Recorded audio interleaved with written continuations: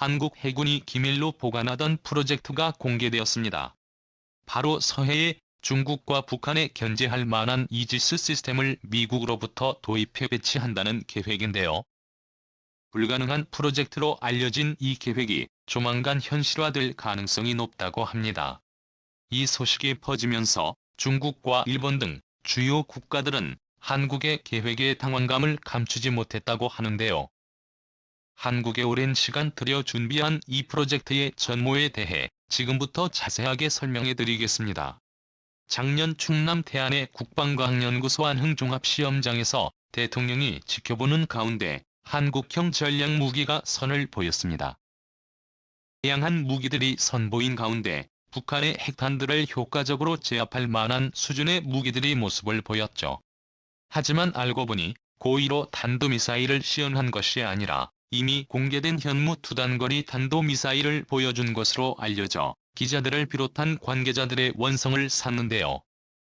당시 기자들이 참여했던 정부 고위 관계자와 인터뷰를 통해 비닉 사업이기 때문에 자세한 사항을 공개하는 것은 불가능하다는 정보를 입수 관련 사업을 외부에 공개하는 것을 철저하게 감추고 있다는 것을 알게 되었죠.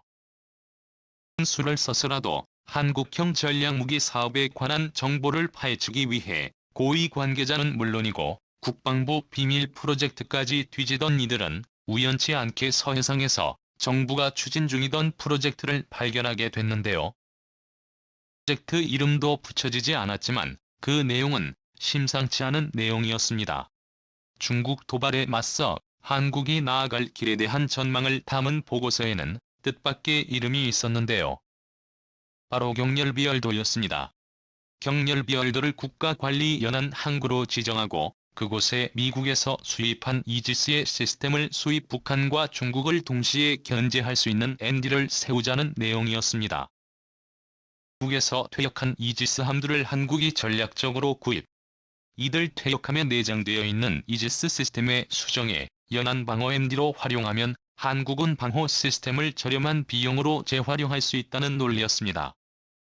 이지스함을 만들고 이를 서해 앞바다에 배치하는 것은 비용은 물론이고 시간이 굉장히 소모되는 큰 사고 한 번 건조되는 데 들어가는 시간과 비용을 생각하면 퇴역함에 배치된 이지스 시스템을 이용하는 것은 훨씬 저렴한 비용이라 할 수 있죠.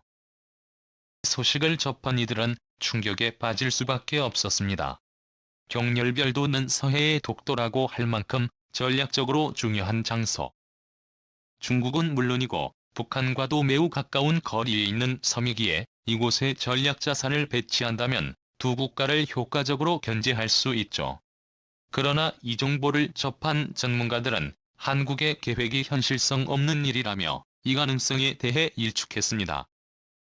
무엇보다 미 퇴역함의 이지스 시스템을 어떻게 대량으로 한국에 들여올 수 있는지가 해결되지 않았기 때문이죠. 정보를 접한 이들 사이에서 허무 맥락은 계획이라고 평가되던 경렬별도 MD 배치는 최근 해외에서 뜻밖의 소식이 들리면서 다시 한번 수면 위로 올랐습니다. 미국이 이지스 순양함을 대량으로 폐기하겠다고 밝혔기 때문이죠. 최근 미국의 국방 소식을 전달하는 디펜스 포스트에 따르면 미 해군은 2017년까지 타이콘대로 각급 순양함을 퇴역시키길 원한다며 이를 위해 의회에서 협조할 것을 요청했다고 합니다. 기존 미 해군 운용 계획이 변동되지 않으면 1980년부터 1994년 사이에 건조된 타이콘대로 각급 함대의 22정모대를 2030년까지 미국은 운용할 계획이었는데요. 계획을 들은 미 해군에서 반발에 나선 것입니다. 우선 타이콘대로 각급 함대는 올해 운용된 함대로 이지스 시스템이 탑재된 함대의 시초격에 해당하는 함대입니다. 최근 함대를 운영하는 것이 더 비용이 드는 상황으로 차라리 새 순양함을 건조하는 것이 더 낫다는 분석이 나올 정도인데요. 미국 역시 낡은 함대의 존재를 알고 있었고 이를 위해 천천히 폐기할 계획을 세웠던 것입니다. 너무나도 노후화 상황이 심각한 때는 2021년 퇴역할 예정이었고 다른 순양함은 연식에 따라 차례로 폐기할 예정이었죠. 하지만 실제 내부 검사를 해본 결과 미 해군이 감당하기 어려울 정도로 노후화가 심각해 만일 계속해서 작전 수행을 한다면 태평양이나 인도양 해역까지 가라앉을 수 있다는 보고서까지 나온 사와 미국은 비싼 순양함을 한꺼번에 폐기할 수 없다는 입장이었죠. 적어도 올해 퇴역 확정된 순양함은 물론이고 USS 범커, USS 모빌 메이 등 주요 순양함 5척을 지금이라도 같이 폐기해야 한다는 의견이 등장할 정도로 이 문제는 미 의회를 뜨겁게 달구었습니다. 미 해군 작전부 국장인 스콧 콘 중장은 의회의 순양함 폐기 계획에 즉각적으로 반발하며 실제 순양함에 근무한 이들이 아닌 사람들이 계획을 운영하는 것은 아이러니라고 말하며 실무자들의 의견을 의회가 반영하길 바란다는 독설을 날렸죠. 미 의회 입장에서도 갑작스러운 폐기는 불가능하다는 입장이었습니다. 최근 타이콘대로 가끔 순양함은 물론이고 걸프전과 베트남전에도 활약한 항공모함 키티 호크호가 곧 철더미 신세가 되어 외부에 판매될 상황에 놓였기 때문입니다. 현재 대부분의 항공모함이 핵연료를 운용되는 가운데 키티 호크호는 석유로 운용되는 최후의 항공모함이 될 운명이었지만 결국 노후화 문제를 극복하지 못하고 고철로 판매된 것입니다. 중국을 비롯해 각국과의 전쟁이 코앞으로 다가온 가운데 전력으로 써먹어야 할 함대를 폐기 처분해야 하는 상황은 미 정부 입장에선 달가운 일이 아니었습니다. 게다가 이런 순양함과 같은 고급 전략무기의 경우 해체하는데도 큰 비용이 들어가고 아무데나 이 폐기물을 넘길 수도 없습니다. 잘못하다간 전략무기의 비밀을 캐내려는 적성국가가 미국의 군사기밀을 습득할 수도 있기 때문이죠. 이지스 시스템 역시 문제가 되었는데요. 계속 인질 시스템을 운영하기 위해선 천문학적인 비용이 들어가고 이를 제대로 써먹기 위해선 순양함을 개조해야 하는 딜레마에 부딪히게 됩니다.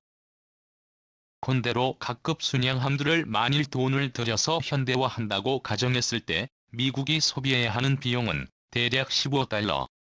하나로 1조 7천억에서 8천억 사이로 이 비용을 줄여 현대화하느니 차라리 신식 순양함을 건조하는 것이 더 싸게 먹히는 상황이죠. 이런 가운데 한국이 미국을 상대로 놀라운 제안을 한 것입니다. 중국과 북한에 동시에 견제할 수 있는 지역에 노후화된 퇴역함을 배치 이지스 시스템을 제대로 활용할 방안을 선제적으로 제안한 것이죠. 노후화된 퇴역함을 활용하기 곤란했던 미국은 한국의 제안에 반색했다고 합니다. 타이콘대로 각급 순양함은 SPY-1IB 위상 배열 레이더라는 강력한 센서와 122개에 달하는 수직발 사관을 갖추습니다. 게다가 퇴역하면은 수직발 사관도 존재해 만약 여기에 SME의 말 S-6SSM과 같은 미사일을 배치할 수 있어 다양한 요격 미사일을 운영할 수 있다는 장점도 있죠. 현재 순양함에 배치된 SPY-1은 레이더를 AN/SPY 70여 레이더로 교체할 수 있다는 것 역시 장점인데요. 만일 이렇게 신형 모델로 교체할 경우 탐지거리와 탐색량 연속 가동 시간 역시 늘어나 대한민국 방어에 큰 기여를 할 수 있습니다. 이뿐만 아니라 이런 이지스 시스템을 한국이 설치한다면 끊임없이 영토 야육을 드러내는 중국을 자연스럽게 견제할 수 있다는 장점 또한 있는데요. 현재 경렬미롤 또는 국유지로 지정된 북경렬비도 외에도 동서경렬비도가 존재하지만 이곳은 사유지인 상태입니다. 중국은 과거 2014년 조선족을 앞세워 동서경렬비도를 소유한 인물에게 접촉 20억 원의 섬들을 매입하려고 했던 정황이 있습니다. 부랴부랴 국토교통부가 외국인 토지거래 제한 조치를 내렸지만 한국인을 앞세워 중국 자본이 구입한다면 골치 아파질 가능성을 배제하기 어렵죠. 이미의 바다를 자신들의 앞바다인 것처럼 움직이는 중국 해군은 한국 해군을 향해 도발을 서슴지 않는 상황. 그런데 이곳에 미 퇴역함의 이지스 시스템을 도입한다면 중국 해군의 위협으로부터 효과적으로 섬을 방어할 수 있게 됩니다. 중국 입장에서 이렇게 될 경우 서해 바다를 완전히 장악하는 것은 불가능해지는 상황이라 할 수 있는데요. 중국 산동 반도와 268 정도밖에 떨어지지 않는 이 섬에 이지스 시스템즈에도 다른 항공무기가 들어오게 된다면 중국은 엄청난 위협을 느낄 수밖에 없습니다. 일본 역시 퇴역함을 이용한 이지스 시스템 도입 프로젝트에 충격을 받았다고 하는데요.